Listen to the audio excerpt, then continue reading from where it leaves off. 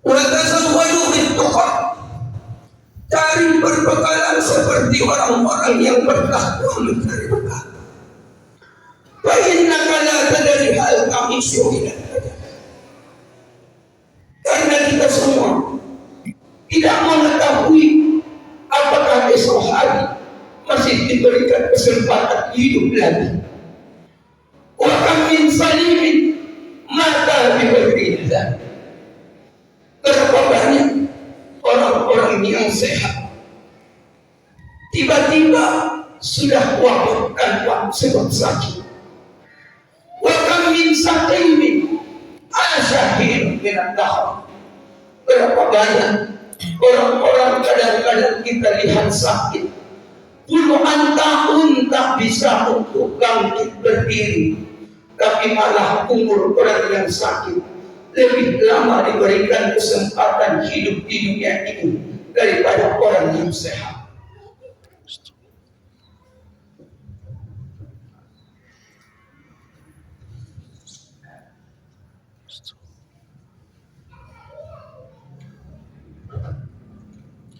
Berwasiat kepada kita semua, biasa istiqamah mengikuti jejak-jejak Nabi kami sampai datangnya hari kiamat nanti.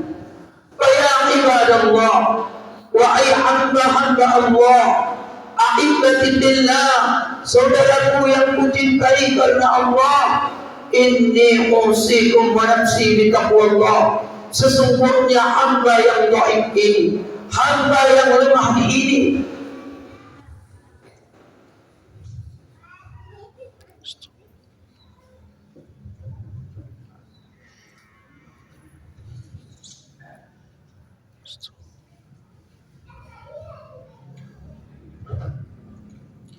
berwasiat kepada kita semua agar senantiasa bertakwa kepada Allah. Wa tazawwadu, carilah perbekalan. Wasma'u bi qawlihi tabaraka wa ta'ala, dengarkanlah wahai saudara-saudara firman Allah subhanahu wa ta'ala. A'udzu billahi minasy syaithanir rajim. Aku memohon perlindungan kepada Allah daripada syaitan yang terkutuk. Bismillahirrahmanirrahim. Dengan menyebut nama Allah yang Maha Pengasih lagi Maha Penyayang. Ya ayyuhalladzina amanu taqullah. Wahai sekalian orang-orang yang beriman, bertakwa kalian kepada Allah haqqa tuqatih, dengan sebenar-benar takwa kepadanya. Wala tamutunna illa wa antum muslimun.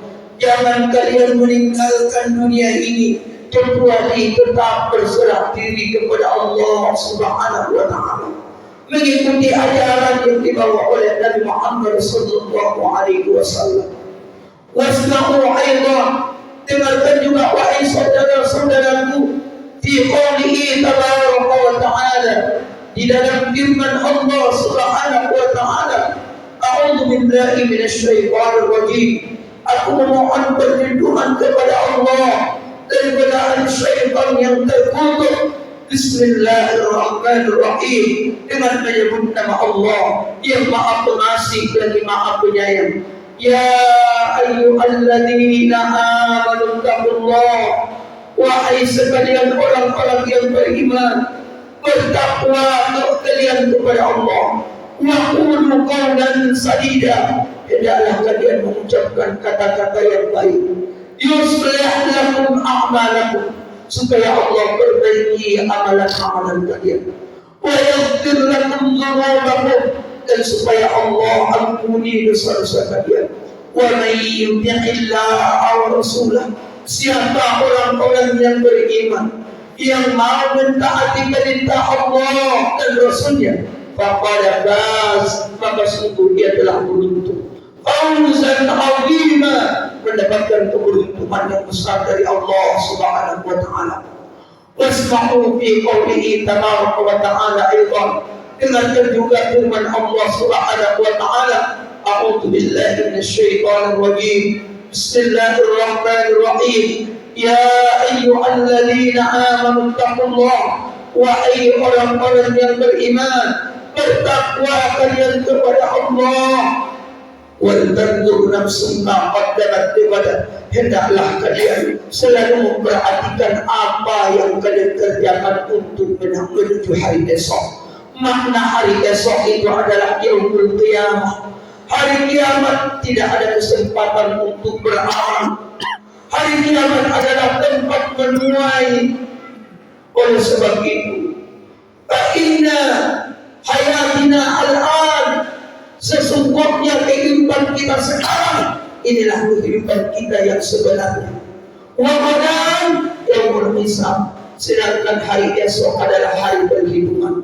Oleh sebab itu Allah ingatkan kita semuanya, wal tanzur nafsum ma qaddamat lighad, hendaklah kalian selalu memperhatikan apa yang kalian kerjakan untuk menuju hari esok. Wattaqullah, bertakwa kalian kepada Allah. Innallaha khabirun bima ta'malun, sesungguhnya Allah sangat teliti terhadap apa yang kalian kerjakan. Wasma'u bi qawlihi tabaraka wa ta'ala aidan, dengarkan juga firman Allah Subhanahu wa ta'ala, a'udzu billahi minasyaitonir rajim, aku memohon perlindungan kepada Allah dari godaan syaitan yang terkutuk. Wa may yushaqiqir rasul, siapa yang berani menentang Rasul, min ba'di ma tabayyana lahul huda, setelah datang kepadanya petunjuk, wa yattabi' ghayra sabilil mu'minin, dia masih mau mengikuti jalan yang bukan ditempuh oleh orang-orang yang tidak beriman kepada Allah. Nuslihi jahannam, kami biarkan, nuwallihi ma tawalla, kami biarkan dia dewasa terhadap kekuasaannya, kesesatannya. Wa nuslihi jahannam, dan kelak nanti akan kami masukkan dia ke dalam neraka jahannam. Wa sa'at masirah, dan jahannam itu adalah seburuk-buruk tempat kembali. Semoga Allah selamatkan kita dari dunia sampai bertemu dengan Allah Subhanahu wa ta'ala, sebagaimana Allah telah memberikan kemudahan kepada kita di hari ini, menghambakan diri dengan mencari keridhaan Allah. Semoga Allah pertemukan kita di dalam Jannatul Firdausnya bersama Rasulullah sallallahu alaihi wasallam. Allahu akbar, Allahu akbar, Allahu akbar, walillahil hamd. Ahibati billah, sidang jamaah salat sunnah Aidil Fitr, Aidil Adha, rahimani wa rahimakumullah. Kita sama ketahui bahwa di tahun ini kita juga ada perbedaan dalam pelaksanaan salat Idul Adha. Al-Faqirul Hakim, hamba yang lemah ini, mengajak kita segenap jemaah yang dimuliakan Allah, jangan berkecil hati. Walaupun kita mungkin hari ini lebih sedikit daripada hari yang telah berlalu, mungkin saudara-saudara kita kemarin lebih banyak menunaikan salat Idul Adha daripada pelaksanaan yang kita kerjakan di hari ini. Jangan berkecil hati. Kemudian jaga mulut kita. Jangan pula kita mengatakan orang yang kemarin mengerjakan salat Idul Adha itu adalah pelaku bid'ah. Dan jangan pula orang yang mengerjakan salat Idul Adha kemarin mengatakan orang yang mengerjakan hari Idul Adha hari ini, mereka juga mengatakan itu adalah bid'ah. Tolong jaga lisan. Makanya kita ingatkan tadi dengan kisah firman Allah Subhanahu wa ta'ala, ya ayyuhalladzina amanu, wahai sekalian orang-orang yang beriman, ittaqullah, bertakwa kalian kepada Allah. Salah satu ciri-ciri orang yang bertakwa kepada Allah adalah wa qulu qawlan sadida, hendaklah kalian selalu mengucapkan kata-kata yang baik. Kalau orang-orang selama hidupnya selalu mengucapkan kata-kata yang baik, baru diberikan Allah kabar gembira, yuslih lakum a'malakum, supaya Allah perbaiki amalan-amalan kalian. Jadi sehebat apapun amalan kita, Walaupun berkali-kali kita menunaikan ibadah umrah ke kota Makkah, apalah kira-kira untuk amalan-amalan yang paling besar pahalanya diberikan oleh Allah Subhanahu wa taala? Saudaraku, itu tidak akan bernilai di sisi Allah kalau selama dalam hidup kita tak mampu menjaga lisan kita. Ini yang perlu kita jaga, karena yang paling banyak terjerumus pada hari kiamat nanti ke dalam neraka ketika seorang sahabat dahulu bertanya kepada Rasulullah sallallahu alaihi wasallam, "Ayyu aktsarun nasi yudkhilu ila nar?" Ya Rasulullah, siapa manusia yang paling banyak nanti masuk ke dalam neraka? Tanpa berpikir panjang Rasulullah, beliau langsung menjawab, manusia yang paling terbanyak masuk ke dalam neraka adalah orang yang tak mampu menjaga lisannya. Dan bahayanya, siapa orang-orang yang tidak mampu menjaga lisannya, maka sehebat apapun amal solehnya, hapus amalannya, tidak akan mendapatkan pahala lagi. Inilah yang perlu kita jaga selama hidup kita, saudara yang dimuliakan Allah Subhanahu wa taala. Allahu akbar, Allahu akbar, Allahu akbar, walillahil hamd. Allah Subhanahu wa taala berfirman di dalam Al-Qur'an dengan berbunyi, terdapat di dalam surah As-Saffat pada ayat 102. A'udzu billahi minasyaitonir rajim. Falamma balagha ma'ahu as-sa'ya qala ya bunayya inni ara fil manam.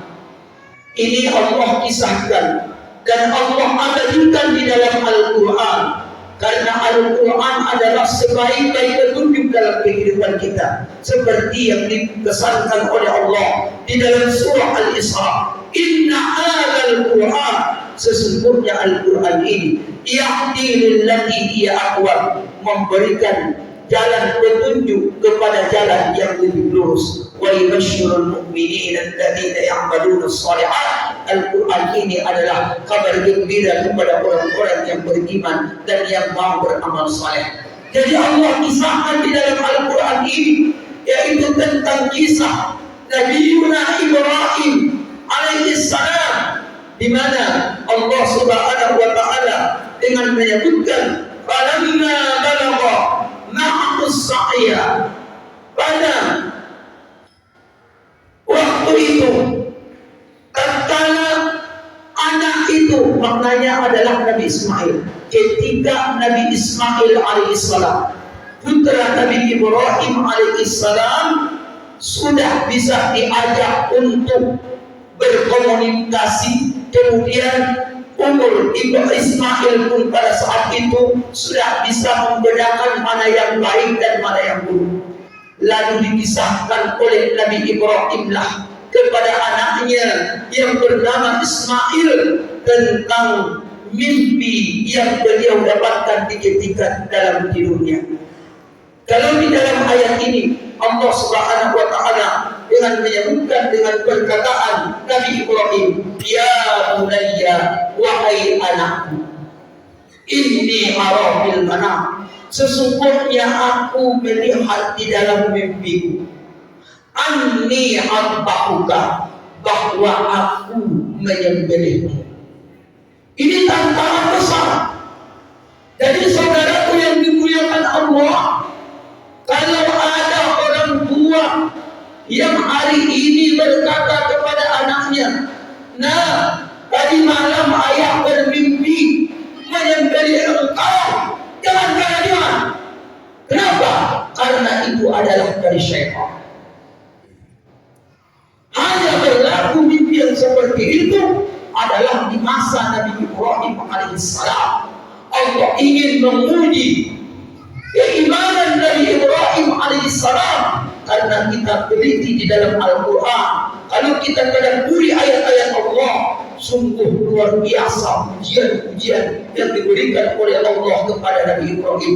Bukan hanya saja menyembelih anaknya, tapi diabadikan Allah di dalam Al-Quran. Wa idhibtala Ibrahim rabbuhu, dan ingatlah ketika Nabi Ibrahim alaihissalam mendapatkan ujian dari Rabb-Nya. Apa ujiannya?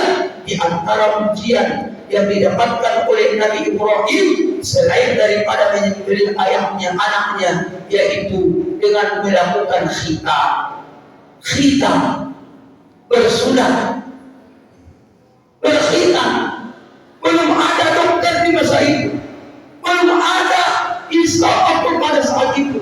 Tapi untuk menguatkan keimanan Nabi Ibrahim alaihissalam, saudaraku yang dimuliakan Allah, tanpa berpikir panjang Nabi Ibrahim dan beliau pasrah kepada Allah Subhanahu wa Ta'ala, apapun yang diperintahkan oleh Allah tanpa menunggu hari esok, hari itu juga Nabi Ibrahim alaihissalam lakukan.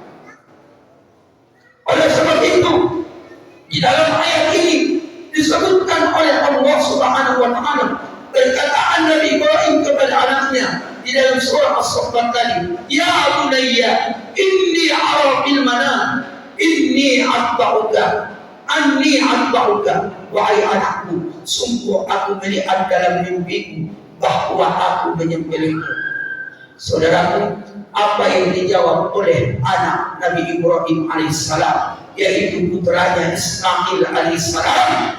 Ismail pun karena sudah dididik pertama dengan aqidah tauhid, makanya dari sini saudara yang dimuliakan Allah Subhanahu wa Ta'ala, hadis wasiatkan kepada kita segenap jemaah yang dimuliakan Allah Subhanahu wa Ta'ala, ilmu yang paling awal kita tanamkan kepada anak-anak kita adalah ilmu bagaimana cara mengenal Allah dengan baik. Apabila kita tanamkan akidah yang benar kepada anak kita semenjak dari dini, maka saudara yang dimuliakan Allah, walaupun diberikan oleh Allah berbagai macam ujian kepada anak-anak kita, sehebat apapun ujiannya, dia yakin raditu billahi rabba wa bil islami dina wa bi Muhammadin sallallahu alaihi wasallam nabiyyan wa rasulah. Kalau ia tetap yakin, dan dia pasti berbaik sangka terus menerus kepada Allah Subhanahu wa Ta'ala, walaupun berbagai macam ujian yang diberikan oleh Allah kepada anak-anak kita.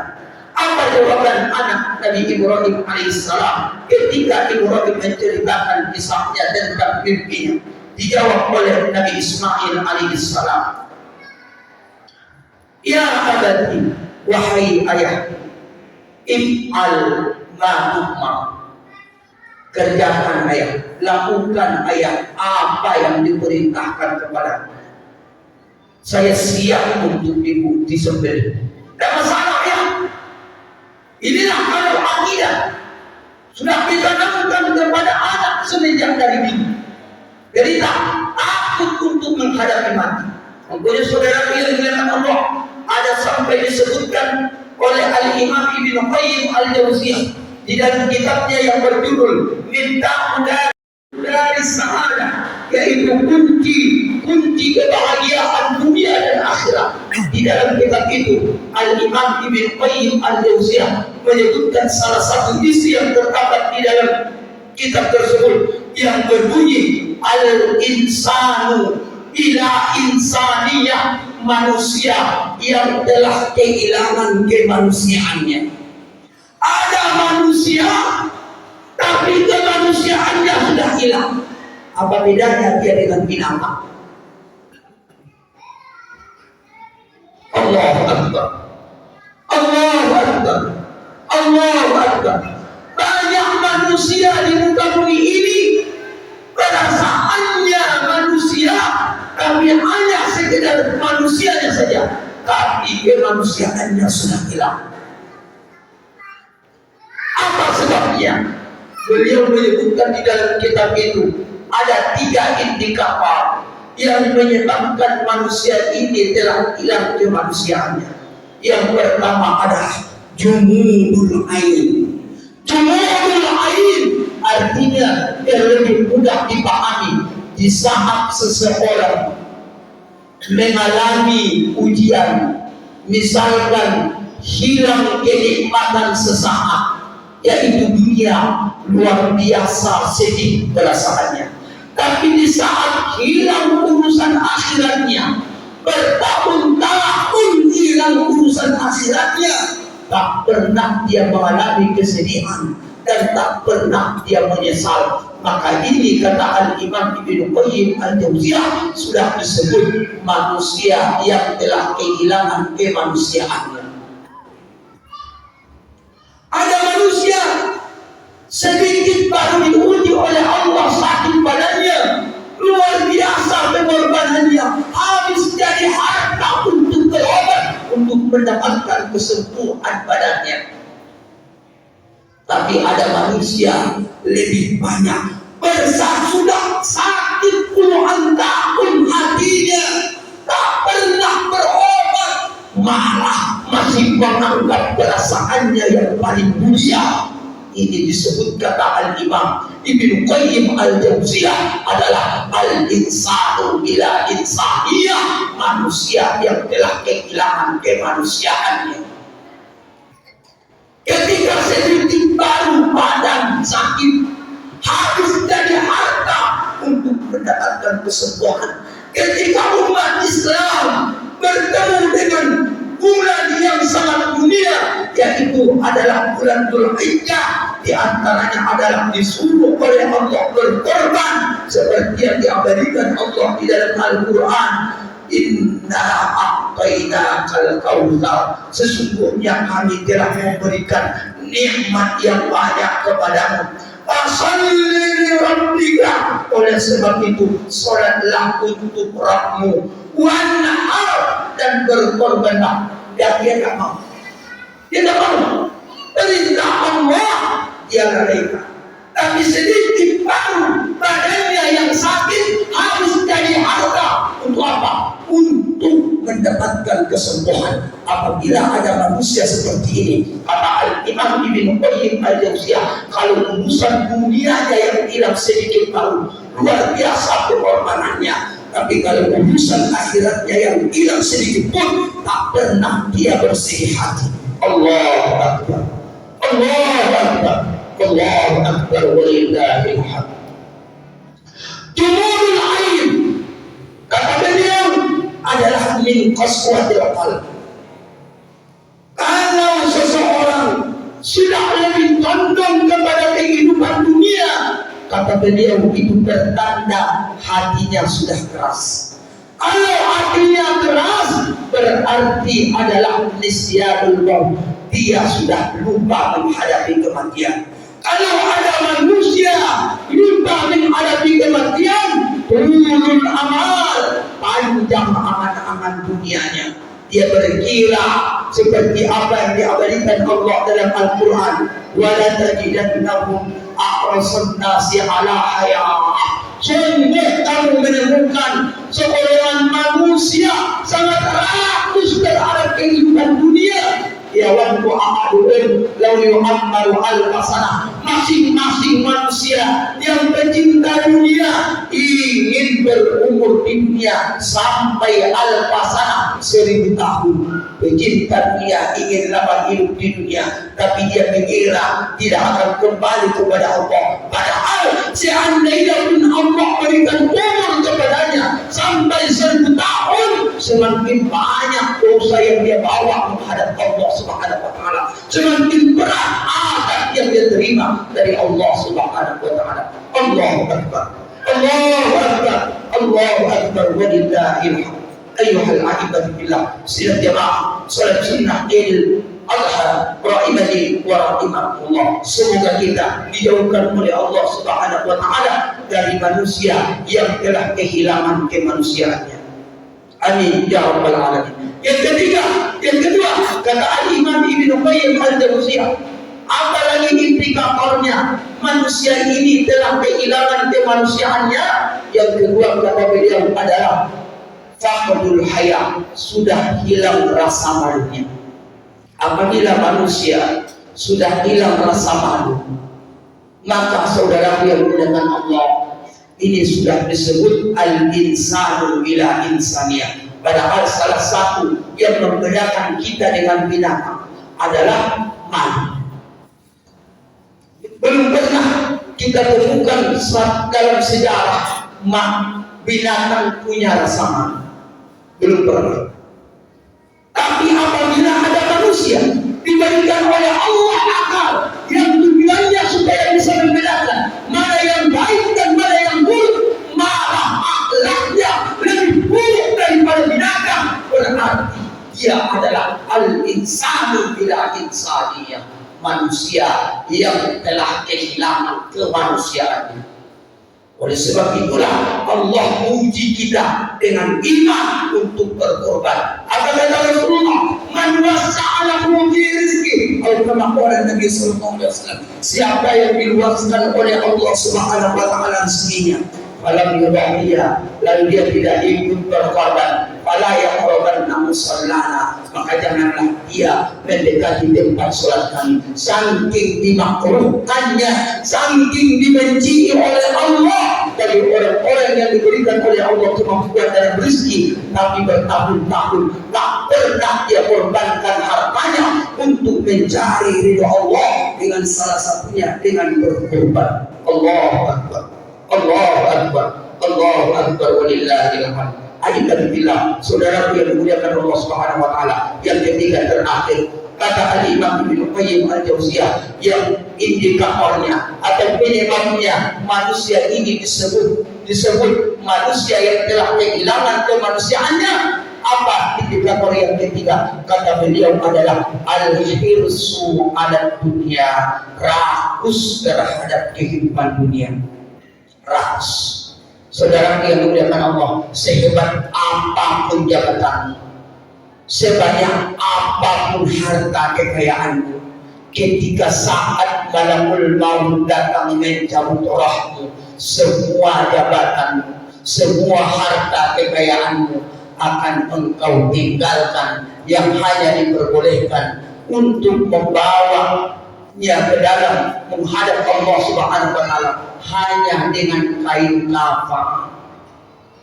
Luar biasanya dulu engkau dihormati oleh orang-orang yang hidup di saat Anda masih hidup, tapi di ketika Anda sudah menghadap Allah, masuk ke dalam tanah, diinjak-injak orang untuk menguburkan jenazahmu sebelum datang hari itu, maka perbaikilah keadaan kita hari ini.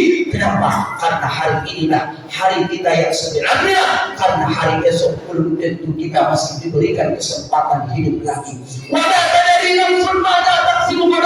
Kalian manusia tidak mengetahui apa yang kalian kerjakan hari esok. Kalian juga tidak mengetahui dalam kondisi apa dan di mana kalian akan dimatikan. Tapi ingat, kematian pasti akan datang menjemput kita satu persatu sebelum kita semuanya pulang menghadap Allah Subhanahu wa taala. Ayo kita perbanyak amal-amal saleh kita dengan mencari ridha Allah. Kita jaga niat kita, kita jaga lisan kita, dan kita jaga semua pemberian Allah ini, karena semuanya adalah titipan Allah, akan kembali kepada Allah. Barakallah li wa lakum fil Qur'anil Karim wa nafa'ani wa iyyakum bima fihi minal ayati wa dzikril hakim wa taqabbal minni wa minkum tilawatahu innahu huwas samiul alim. Aqulu qawli hadza astaghfirullah li wa lakum wa lisairil muslimin.